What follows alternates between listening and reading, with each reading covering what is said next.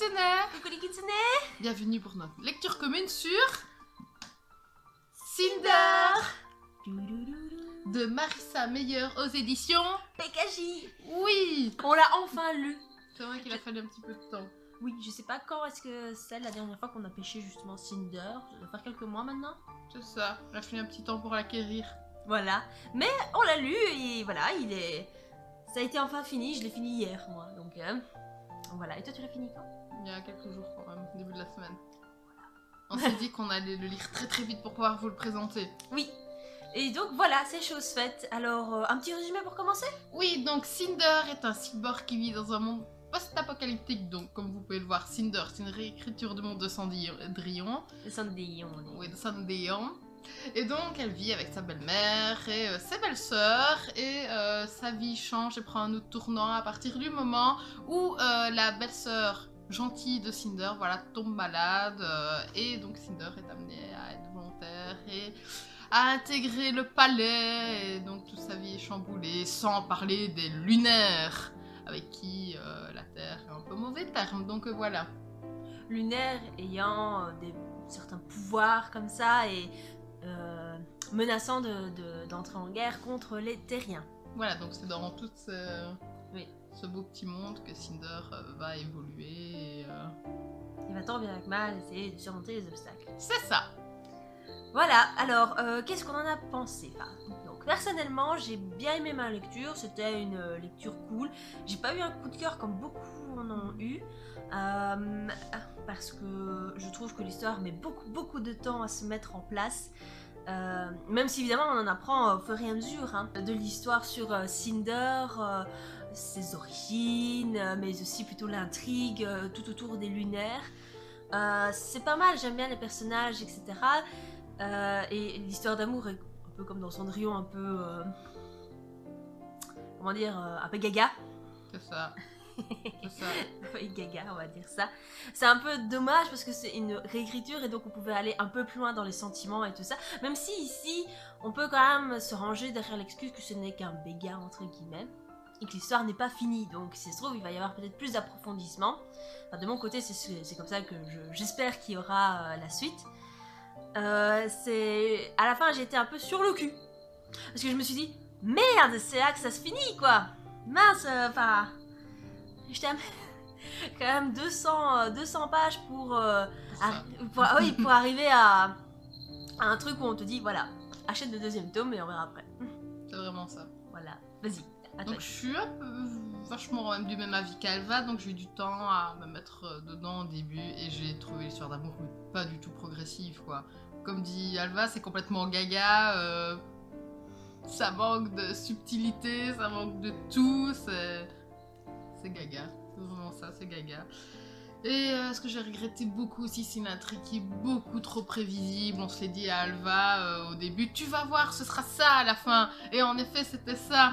Et du coup, je trouve que ça, moi, c'était une bonne lecture, mais ça a un peu gâché ma lecture, que finalement, c'était trop... Oui. Alors que de mon côté, perso, je m'attendais pas à ni plus ni moins en fait.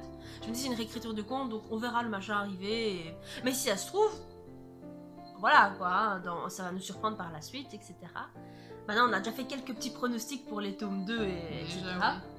Et aussi le super point positif qu'on doit souligner, Alva, ce sont les personnages. En effet. Qui ont une personnalité bien singulière et finalement, moi, ils m'ont fait sourire tout au long du roman. Ils ont vraiment apporté une petite touche positive et drôle au roman. Finalement, ce qui m'a le plus intéressé dans le livre, c'est vraiment l'aspect politique entre la Terre et la Lune. Oui, ça c'est pas mal, parce que du coup on voit comment... enfin, on a un bref aperçu de comment la Terre en entier, parce qu'ici, donc, on vous l'a pas dit, mais on suit à Néo-Beijing, donc c'est la communauté orientale. Et il y a aussi la Fédération Européenne, je pense que c'est un truc du style, il y a l'Afrique aussi, enfin bref, et c'est vraiment pas mal parce que du coup on a un bref aperçu de comment c'est organisé. Merci, c'est organisé. Et non, c'est pas mal. Je sais pas si on en apprendra plus sur la politique. Ah, j'espère que oui. Vu que l'histoire d'amour gaga m'a embêtée, j'ai trouvé de la compensation dans cette histoire politique. C'est vrai qu'il y a un tantinet de stratégie, un tantinet d'esprit politique et tout qui, grâce au prince forcément, Donc c'est vraiment pas mal. J'attends un peu de voir comment ça va se passer, surtout dans le tome 2. Donc voilà, bonne lecture, agréable, mais pas transcendante non plus pour ma part. Non. Mais c'était quand même une bonne lecture. Je veux dire, si on lit ça sans prise de tête, bah c'est bon quoi.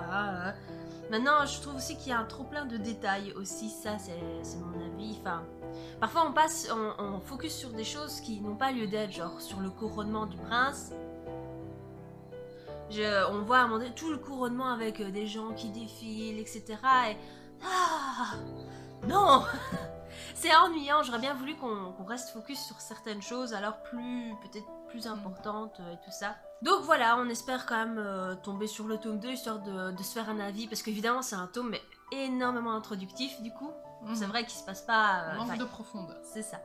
Donc on a envie quand même de voir un peu ce qui va se passer dans le tome 2 et à forger notre avis définitif. Voilà. C'est ça. Donc passons à la deuxième partie peut-être. La Magical Jar. Laissons faire Alva cette fois-ci. Allons-y. Elle est là. La faucheuse. Ah, on l'attendait celle-ci. Alléluia. Donc nous allons lire La faucheuse de Neil Shusterman aux éditions La collection R. Donc nous sommes dans un monde dystopique où il y a des faucheurs qui sont censés donc tuer des personnes qui arrivent pas en fin de vie, parce qu'à ce moment-là personne ne meurt en fait. Et il faut quand même réguler la population, est-ce que je me souviens. Et donc les faucheurs sont là pour exécuter leur quota. Je sais pas comment expliquer. Je pense que ça peut être pas mal avec le sujet le plus sensible du monde qui est la mort, l'immortalité, etc. Donc ça a fait pas mal de coups de cœur parmi Booktube, les blogueuses, etc. Donc j'ai quand même envie de voir un petit peu ce que ça donne. Du coup le tome 2 est sorti il n'y a pas si longtemps, donc ça tombe bien de commencer par le tome 1. C'est ça.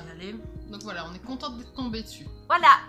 Donc j'espère que vous avez aimé cette vidéo sur Cinder. Oui. Si vous l'avez lu, n'hésitez pas à nous dire exactement ce que vous en avez pensé.